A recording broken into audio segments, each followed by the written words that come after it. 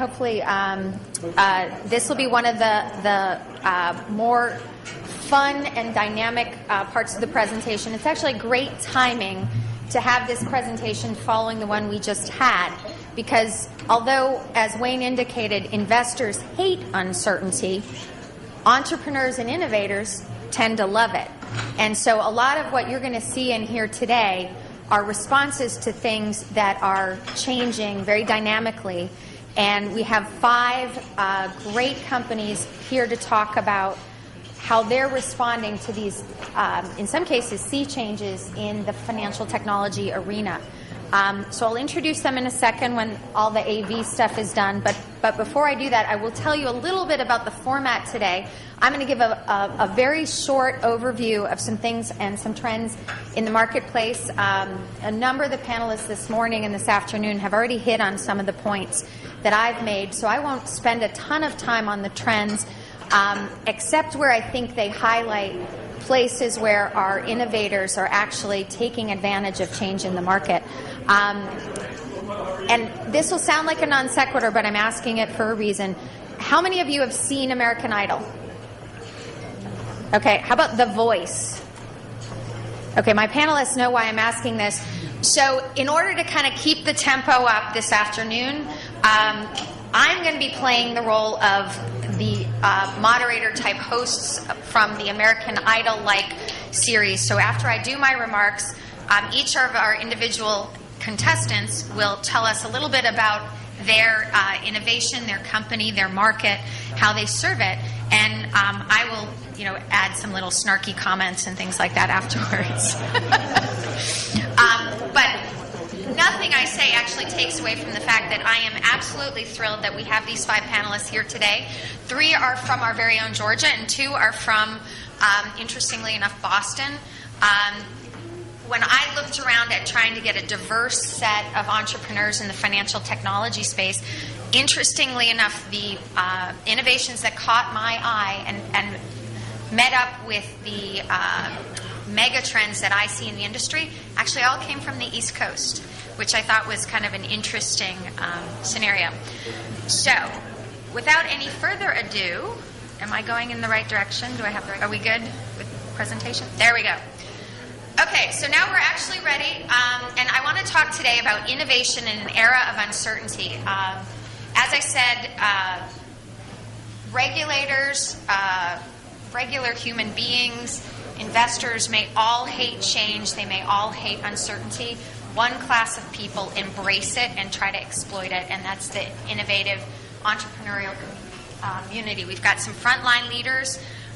With me today we have Ashish Bahl from Acculynk, BC Krishna from Mineral Tree in Boston, Blitch from Secure HealthPay here in Atlanta, Kurt Wright, who's standing in for Dan O'Malley from Perkstreet Financial in Boston, and at the end, our own Kevin Lee from CRE Secure here in Atlanta.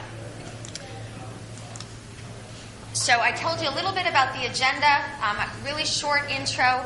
Each of our contestants has 5 to 7 minutes, and I gave them each 3 slides. Now, those of you who are not math challenged will notice that some of them actually did 3 slides and some of them did not. So the snarky comments will start with that. And we will try to have time for Q&A. I know we're running a little bit behind, so I'll talk really fast. You guys all know a lot of what's going on here. The 3 macro forces on my slide, coincidentally and wonderfully, are exactly the same 3 that Steve Carr talked about in the last presentation. Regulation, not only directly in the financial services industry, but elsewhere, including in the healthcare industry, is having a major impact on where transformation is happening. So whether we like it or not, Durbin, Card Act, Reg E changes all have happened. Whether we like it or not, Obamacare or some version of healthcare reform is going to lead electronification of paper in the healthcare industry and other forms of disruption in that industry, which has some profound effect on payments and financial services. Demographics, we cannot stop the flow of human beings. A lot of times people talk about new payment types, new financial instruments leading to transformational behavioral changes. And in my view, and I think it's borne out by data, the number one way to change payment behavior is to introduce a new human being. So population trends determine the basic, most frequent transactions: food, clothing, shelter, transportation. Those are the transactions that are done most frequently. They're the bills that are paid most often. I didn't mention communication and mobile phones. But anyway, every new human being starting from the age of about 11 needs a phone. That's typically their first bill. So demographic changes are actually driving a huge amount of change in the industry. And then the economy. We all know that it's pretty gloomy out there. That is affecting how consumers view their financial services transactions. On top of that, there are a number of what we counsel our clients from Market Platform Dynamics around mega trends. So what we tell our clients is reacting to today's news or a headline or so-and-so did such and such is not a great way to build a sustainable business model. When you're looking at innovation, when you're looking at strategic responses, you want to respond to things that have some staying power. And in our view, because planning cycles tend to need 18 to 36 months to really get to ROI when you're talking about innovation, we counsel looking at innovation trends that have staying power of at least 5 to 7 years. So the ones here on the right-hand side of your screen are things that we think are powerful and sustainable. Generation-ready access is the trend where people would like to pay with money they actually have, not money they might have in the future. So regardless of what's happening with Durbin, regardless... Oh, you can't hear me? I'm having feedback. So this is feeding back with this, which is why I was walking away from it. Sorry. All right, I'll try to multitask here. Stand over here. So anyway, in any event, people want to pay with money that they have. That's what fueled the debit trend in the beginning, along with demographic characteristics. So regardless of what games people are playing with pricing around Durbin, consumers still don't want to pay with credit, true credit vehicles, for purchases that feel like day-to-day purchases. There's going to be innovation around that. Mobile, I don't even need to talk about it. You all know what's happening. Blurring of online and offline. Once upon a time, bankers, technologists thought of e-people. There were people who wanted to do everything on the internet, and then there were people who wanted to do everything face-to-face, and that these were very distinct views of the world. Today, because of mobile, the world is an absolute continuum of experiences that consumers want to interact, as Pete Kite said today, how they want, when they want, where they want, in whatever way they want. And they want it to be seamless. They want the data that shows up at the ATM and online and on the phone and in the branch to be the same data. They don't want a different balance view in different contexts. They want it all to be the same. They want it to be integrated. They want it to work seamlessly. This has profound effect for when we think about things like the physical point of sale, virtual experiences. We'll hear something today about how we blur PIN debit, which sounds like a very physical world environment, with the internet and other new technologies. Disintermediation, Steve talked about that. Quite a lot of stuff happening in that space, both at the high end around the Fidelities of the world and at the low end. Everybody from Title Max to payday lenders to the federal government giving tax refunds on cards are bypassing traditional accounts. The traditional account is no longer central to the financing or transacting of that activity. So that's a major change. Open platforms, I'm not going to get into this a lot, but open platforms accelerate the ability of small players to innovate and get distribution rapidly. Again, I loved what Pete Kite talked about. There's still a number of people controlling distribution of those innovators. And when you see a platform that's an open platform but has a huge amount of control on distribution, whether it's Google or PayPal, you've got some interesting power implications for the future. But it bodes well in the early days for entrepreneurs who want to create new capabilities, get them out to market easily.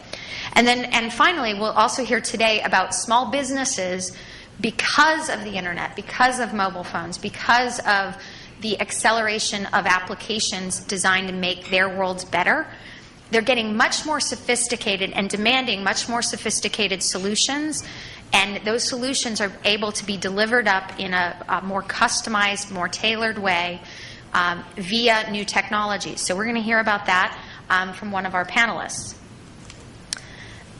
This is probably the most important thing I want to share with you today, and we counsel our clients to think about this. When you think about disintermediation, sometimes established players get nervous. They think, I'm not going to be around anymore.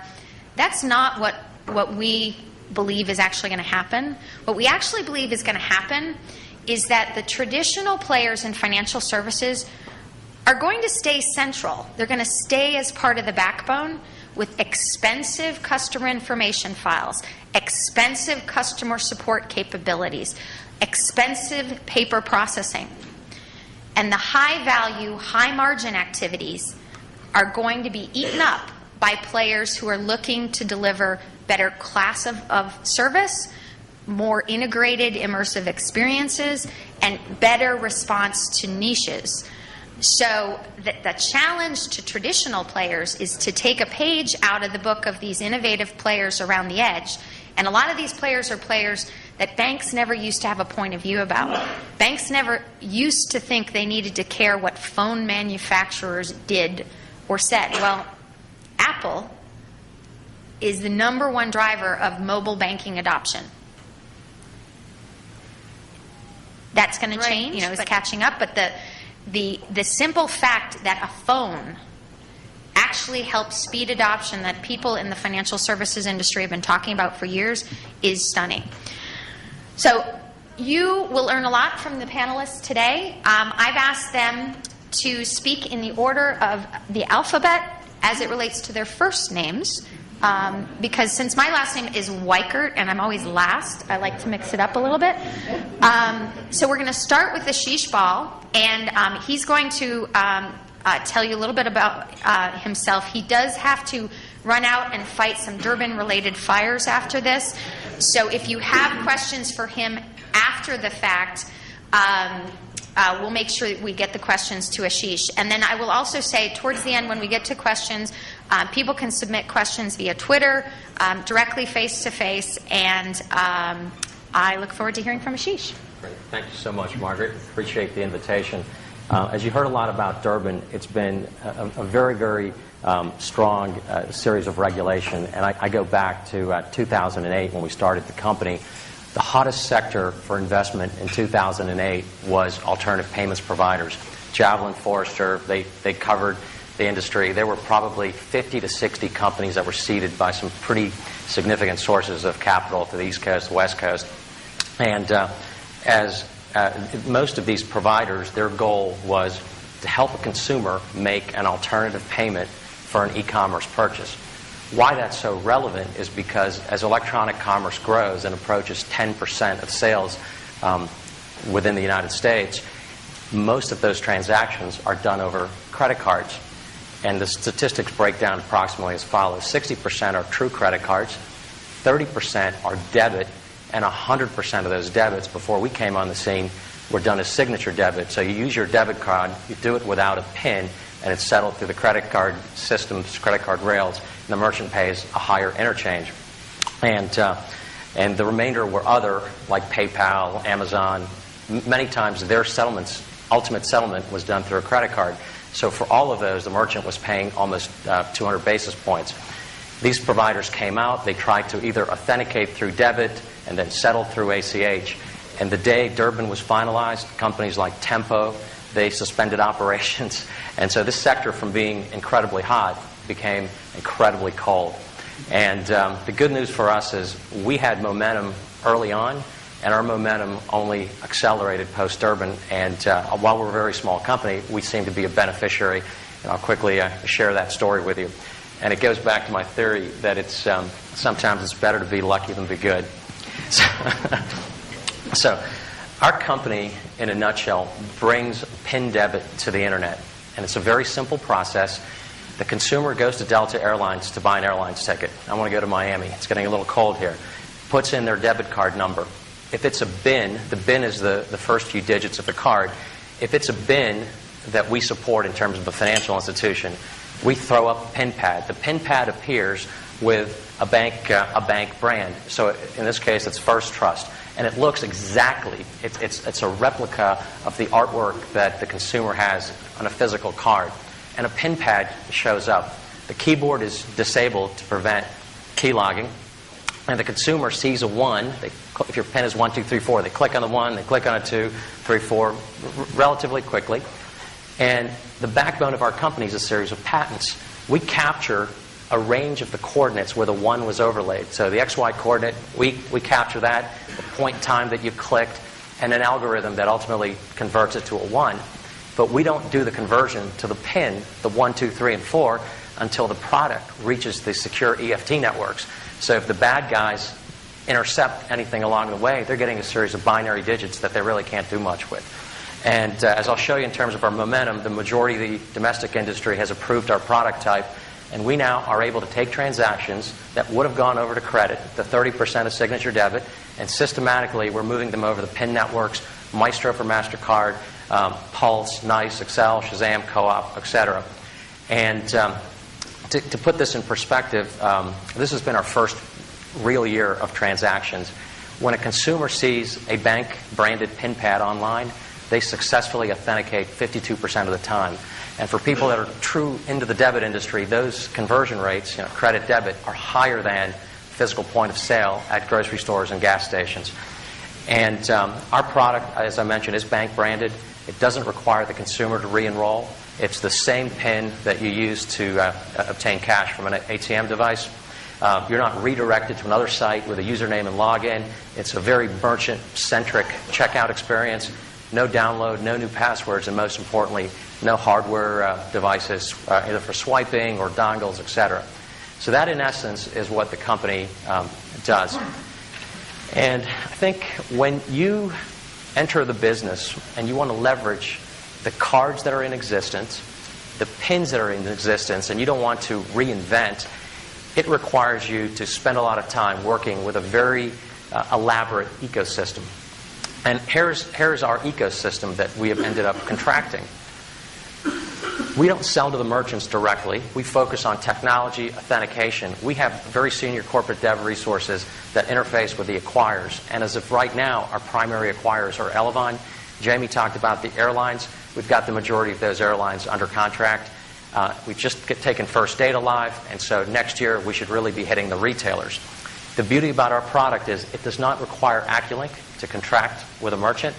Our product is a 5 to 10 page amendment that resides on a master agreement. So if you're Elevon doing business with Delta Airlines, you've got signature debit, you've got credit card, point of sale possibly, and there's your little amendment for internet PIN debit. So our contracts are with the acquirers, so it's highly concentrated, and we incent acquirers to market the product to their ultimate merchants in a relatively simplistic process. So that's the chicken. The egg, we wanted to get at all of these cards. So what we've done is we have done deals with most of the major electronic funds transfer networks in the United States. It's the most fragmented market in the world, and our thought is if we can do the United States, we can effectively do everyone else. We have deals with just about everyone. There's additional companies over and beyond this list that we, for one reason or another, have not been able to announce. But in essence, we do have the entire a large portion of the market, and with routing going from dual bug routing, Interlink, who's notably absent, we feel very good about being able to get Visa's Interlink cards as Interlink goes from one. Many of the issuers go to two separate card brands. To put this in perspective, in 3 years we have close to 80 million active cards across 5, 6, 7,000 unique institutions. The way these institutions, the issuers behind the networks are boarded, once somebody like Pulse goes live, we give them an option. You can either have all your issuers, what we call opt-out. So January 1, 2011, all of your issuers are live unless they contact their Pulse sales rep and say, you know what, we're a little concerned, we don't want to do this, we don't want to do that. Or we do something like we've done with MasterCard, where we do something called an opt-in, where MasterCard has a few very, very large issuers. They systematically approach each one of them, like Citibank, like USA, like Harris, like Sovereign, and say, hey, we'd love to do business with you. And we follow the leads of our business partners in approaching those accounts.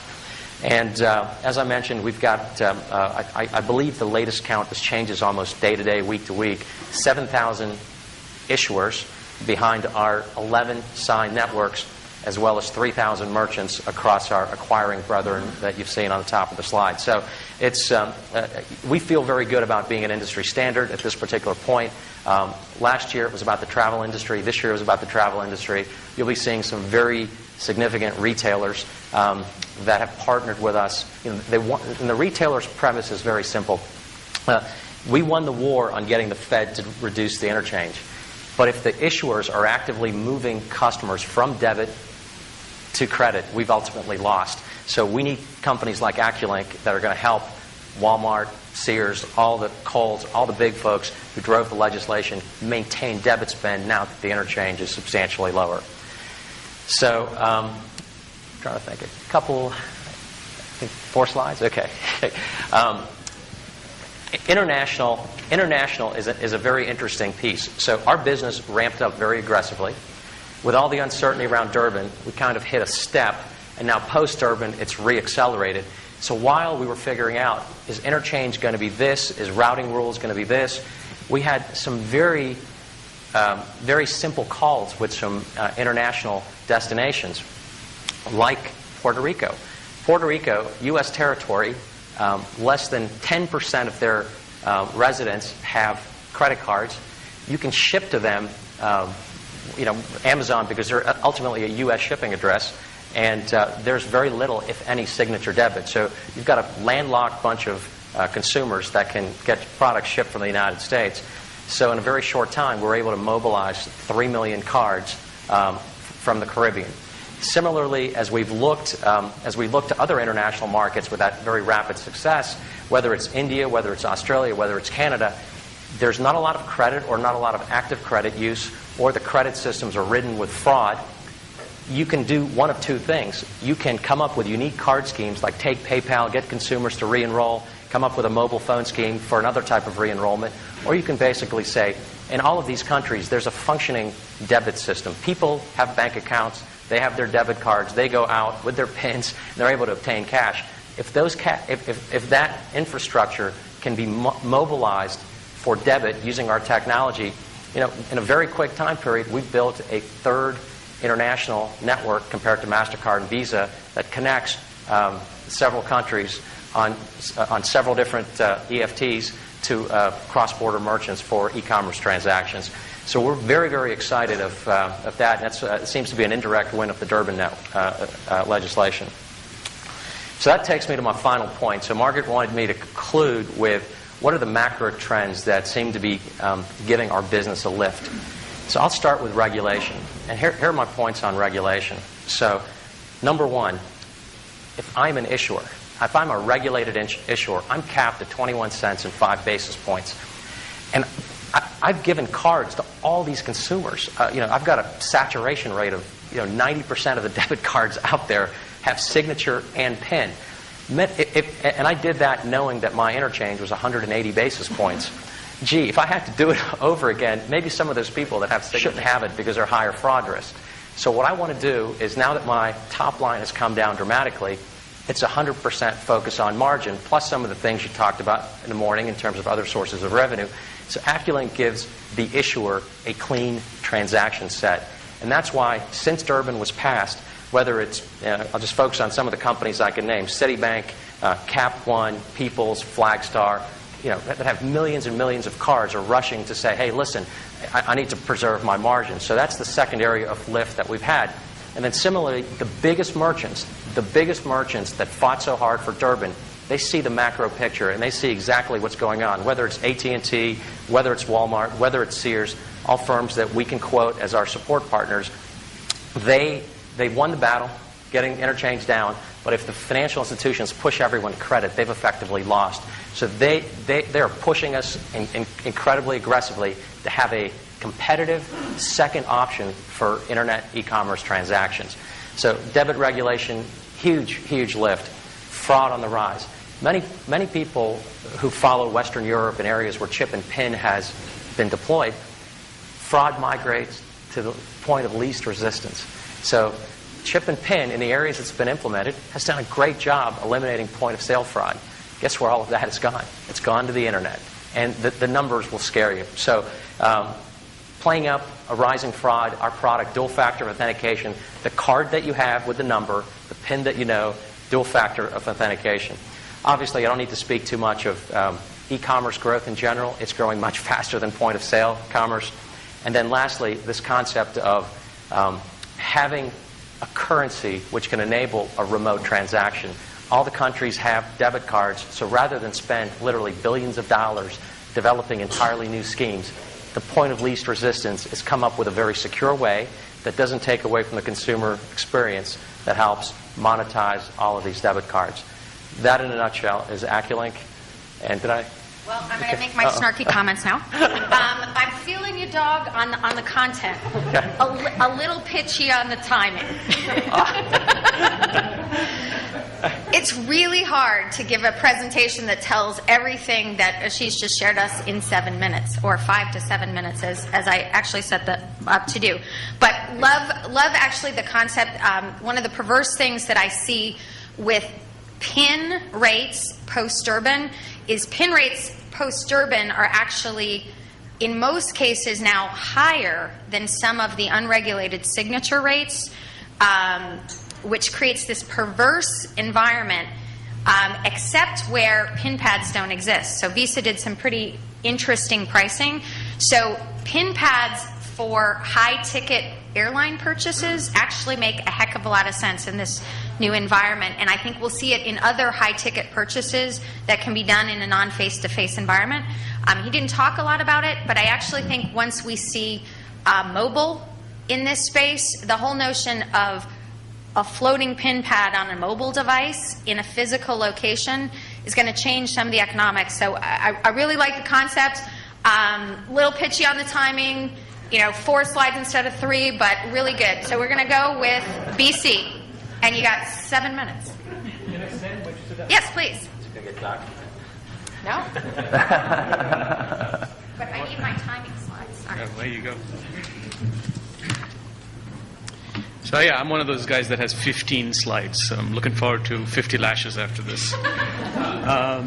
Quick show of hands, actually. How many of you in the room are in the card business? Issuer, acquirer, processor, credit card, debit card. And how many of you are in the cash management treasury business? Smaller fraction. Good. So we'll come back to that. So for the next sort of 6 to 8 minutes, what I'd like 4 to 7 minutes, what I'd like you to do is to put yourself into the shoes of a finance person in the accounting department of a business. This is the person who is the accounting manager, bookkeeper, CFO, controller of. We'll sort of talk about what kind of business in a second, but for the most part, that's what I want you to put your sort of turn your mind towards. I'm receiving invoices, I'm paying bills. And I have some amount of pain associated with that. That's the kind of mindset that I'd like you to put yourself into. Basically, MineralTree has created a secure small business payments platform, and the purpose of the platform is to make it possible for businesses, small businesses in particular, to make payments more easily, more quickly, more securely.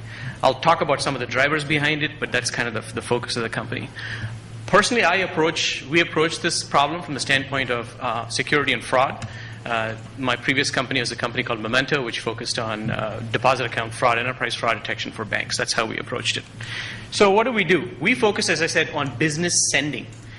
Quick analogy, obviously PayPal, great company that focuses on merchant receiving. And what are the 2 things that you think about from a PayPal standpoint? They made merchant receiving really easy, and they made it really secure. So you flip it around and you say that there are certain times when merchants want to pull money. There are many, many times when businesses want to push money. How can you make business push or sending simple and secure? That's really what we focus on. Okay. Now there are all kinds of businesses, And some businesses have this problem and some businesses don't have this problem. So what I wanted to do is to spend a few minutes talking about what segment of businesses really care about wanting to solve this problem and for whom there's pain. Okay? So, there are, by various counts, there are somewhere between 24 and 27 million businesses in the United States. This is kind of US Census data from about 2007. How many of you use bill pay? Pretty much everybody uses bill pay. Great product, great to have been in the same room as the guy that invented it this morning. Now, if you think about businesses, there are 24 million businesses that the U.S. Census calls non-employer businesses or micro businesses. And there's a lot of sort of similarity, as you know, between these kinds of businesses and consumers. Relatively small number of payments. They commingle their business accounts and their consumer accounts. And for the most part, for them, online bill pay works perfectly well to make payments. Their payment mix is relatively simple. The other extreme are what we call the large corporates, the Walmarts, the Comcasts, and the Home Depots of the world, where it's about 100,000 or so of these businesses for whom treasury solutions, bottom line, Syncada, have very, very good, adoption rates, and they solve these problems for fairly complex sort of payment environments. It's the tweeners, the larger than small and smaller than large, that fall in between. About 2.5 million businesses in the United States. About 5 verticals represent about 60% of the market, and about 150 banks serve 80% of this market. Highly concentrated, highly leveraged. The interesting thing about this market is that while I'll just use one metric and one example of what makes this particular market stand out. Check volumes drop about 10 to 12% in the microbusiness market and about 15 to 20% in the corporate market. But in this market, it's flat to growing, actually. And you ask the question, why is that? And in fact, we did about 1,200 interviews this summer to find out why indeed this problem was actually in place. And I won't go through all of the details, but there's one arcane detail that I will point out that is a real pain point for these guys that makes checks continue to persist. And it's called remittance advice. When you make a payment to somebody, if you make it in an electronic form, whether it's ACH, credit card, or anything like that, it's really not possible to send remittance advice. That is, why am I making this payment to you? What is the invoice reference number? This payment represents 6 invoices rather than 1. That detail does not go out in an ACH payment. It does not go out in a card payment. It does not go out in a wire. And as a consequence, no AP person in a small business wants to sit back and take a phone call from an AR person at Walmart, at Sears, to say, what the heck was this payment for? So what they do is they devolve back to checks. And that's one of the most significant reasons why checks continue to persist in this particular market. That's only one of the many discontinuities, by the way, that we sort of really felt there was an opportunity to address. So anyway, I'm not here to tell you in a lot of detail how we do what we do, but what I wanted to do is to identify the 2 major problem areas that we have brought solutions. I think that maybe I'll get some points for not pitching, but who knows? That's kind of one problem that we try to solve, which is to make the payments simple for this segment of the market. The second thing that I wanted to do is to identify the fact that this is a segment of the market that is inordinately badly affected by fraud, online account takeover. This is when your credentials are stolen, people log in using your credentials, sweep monies away from your account. Most businesses are simply not aware of Reg limitation of liability. They do not know and have not sort of paid attention to the fact that their business accounts don't have the same sort of limitation of liability as their consumer accounts. They're always surprised when they discover that money is lost. They never noticed it. And often the sort of loss, an example is a company called Experimental in Detroit that over 3 or 4 days in January had 27 wires go out for a total of $5.2 million. They recovered a lot of it. $550,000 in the end was the loss. They went to their bank and said, what the heck's going on here? The bank said, read the fine print. I'm dramatizing this, but the bank said, read the fine print. They ended up in court. There's a lot of these kinds of cases that are making their way through the system. If you analyze these cases, you find that they're all mostly small businesses. So that's really the two key things. How do we make it simple? How do we make it secure? There's another major point that I want to talk about. That's kind of one sort of theme that Mineral Tree focuses on. The second big thing is that, we have a very fundamental problem in our payment system today. We don't really have a payments directory. We don't have a payments directory that's easily accessible. Why is this important? Think about bill pay. Bill pay works because there's a directory. But you know what? It only works for a very small fraction of corporate payees that have their routing transit number and account number in that directory. as you probably know and realize, most bill pay payments are still checks. And that's a tremendous inefficiency in our system. The directories that we have today are like that. They're old phone books that are proprietary, inaccessible, incomplete, single channel, and totally disconnected. The bill pay directory that Fiserv has is distinct from the bill pay directory that Jack Henry has, is distinct then from the bill pay directory that Bottom Line has, and they all focus on ACH payments. Well, what about cards? What if I wanted to make push payments using cards? What about wires? What about PayPal? These are all payment types that I, as a business owner, want to be able to use. And the pain of having to sort of stitch together all of these things is just incredibly, high. And so this is a public policy issue, and this is an issue where I truly believe we have to face this as an industry and deal with it. And so what we really need is something that is a lot different than this, and that is something that's open, multi-channel, obviously all the opposite of the words on the previous slide. But so what we need as an industry is open, multi-channel, free, distributed, and connected directories that are owned and operated by the people who have relationships with the payees. As an example, if I am a bank and I have a relationship with a small business, I really believe that it's up to the bank to encourage the business to publish their payment identities in this directory so that people can be found. And somehow these directories then need to be stitched together, just like the DNS in the internet is stitched together. If you think about how the DNS works, it's open, distributed, free. And yet we can somehow type www.google.com into a browser and have that translated to an IP address. That's what we need. We need a mechanism to be able to type in a DUNS number into a payment record and have that translated into the right kind of payment type based on what that payee wants to receive. So those are just some of the problem areas that we focus on. Oh my God, okay. So at the end of the day, what do? What we have is a bank-branded payment solution that solves those kinds of problems that I just talked about. And probably the one thing that I'll leave you with is that we do this as in a private label fashion, so that we offer it to banks so that they can offer it to their clients. Thank you very much.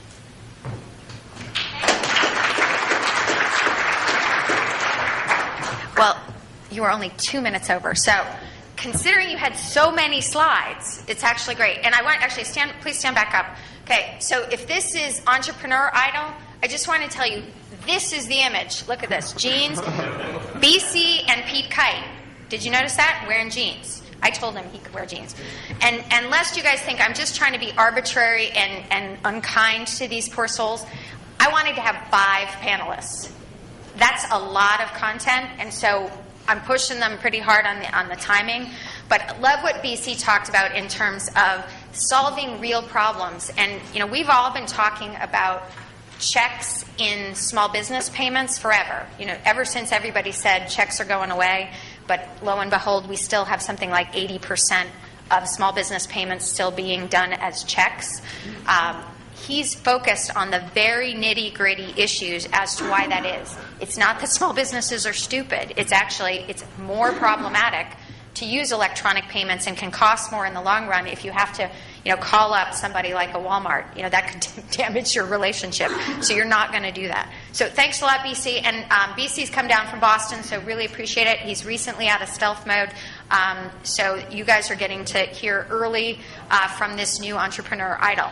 I should have mentioned that. Thanks. We launched last week, so it's all brand new. Yeah, so he'll be here for cocktails, and you can ask questions for him later. So the next person we're going to have is looking at a new stake in the healthcare industry, and whether you're pro or con anything that's being talked about on Capitol Hill around healthcare. I don't think there's a one of you who would say that paying your healthcare bills is either understandable or easy. And so Bird's going to talk about that. Do you want to come up here or sit over there? I'll do it right here. Okay, cool. I'm Bird Blitch. The ding means that my phone means you're at 7 Oh, minutes. I know. We got a lot of ground to cover. I've got 3 slides, and we'll hit just the tip of the iceberg. But Secure HealthPay is changing the way that patients pay their doctors. And we're making healthcare a lot more profitable. One sign up, one setup, many different payment modules, many different payment types.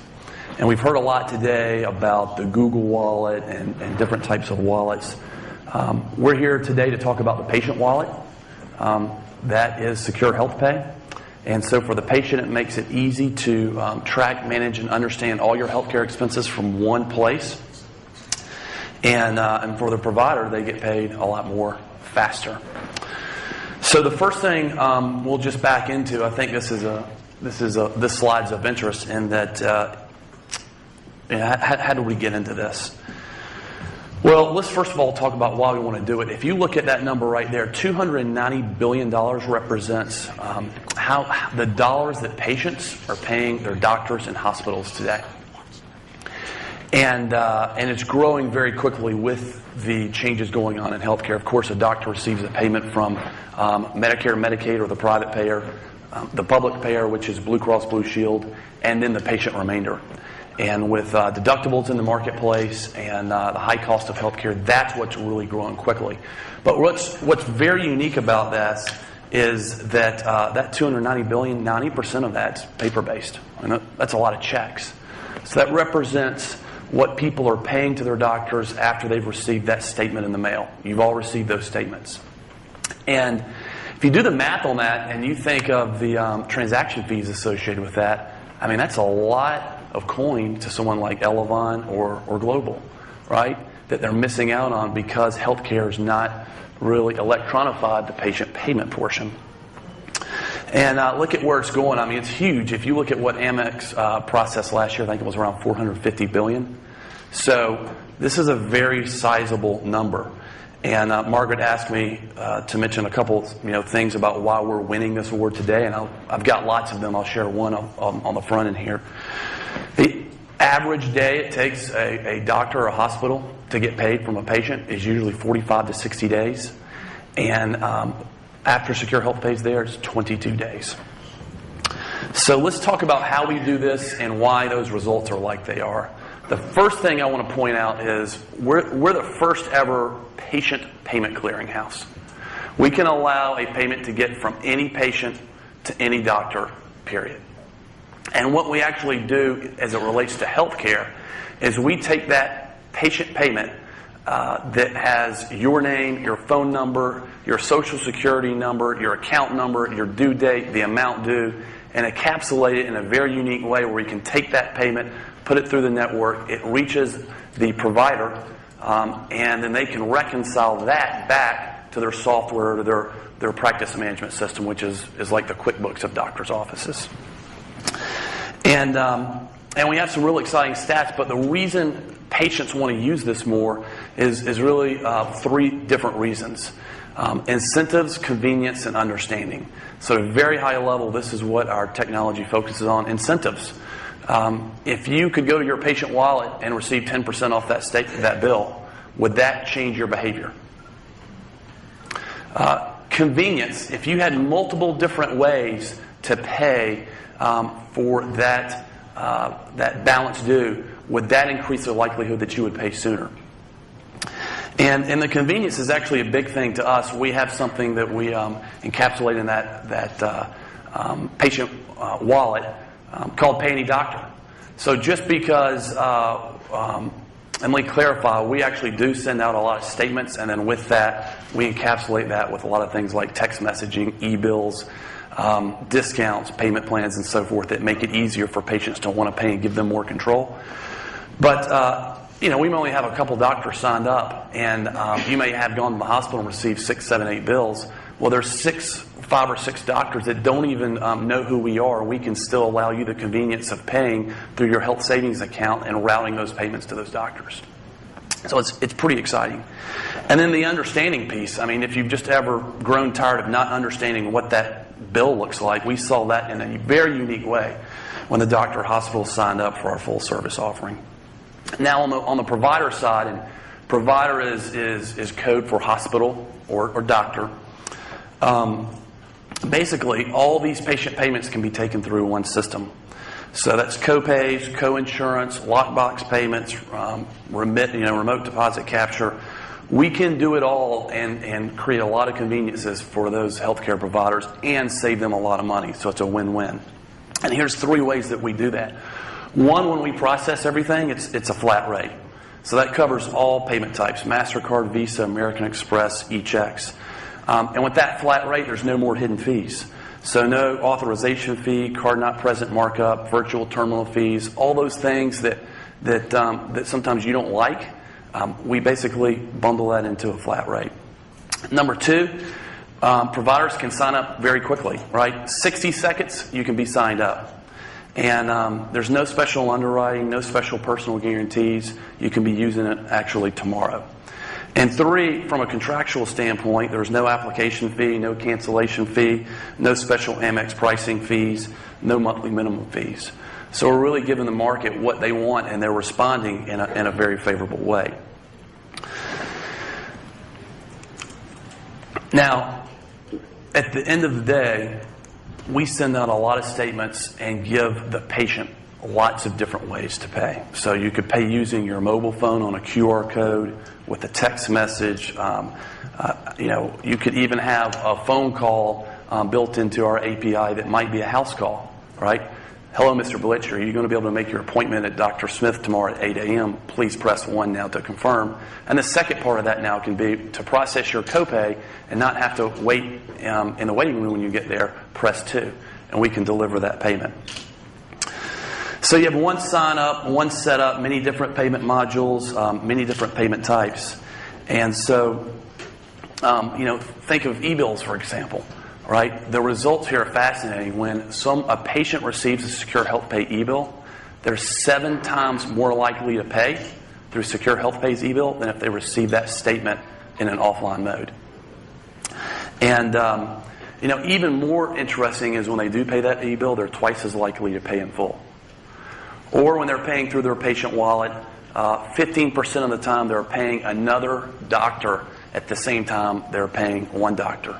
So everyone's piggybacking on each other, and it creates a unique scenario where everybody wins and a rising tide lifts all boats. I'll just close with saying there's nothing more complicated in the world than trying to understand your healthcare bill, and on top of that, trying to find all the different ways that you can pay that healthcare bill. We simplify that and make it very easy for the consumer and the patient, and therefore who's really winning is the healthcare providers out there. They're finally getting paid on a piece of the business that historically they have not been. Thanks, Leopard. Excellent delivery. Only 45 seconds over.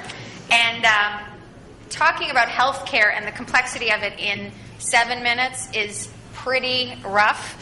I will say...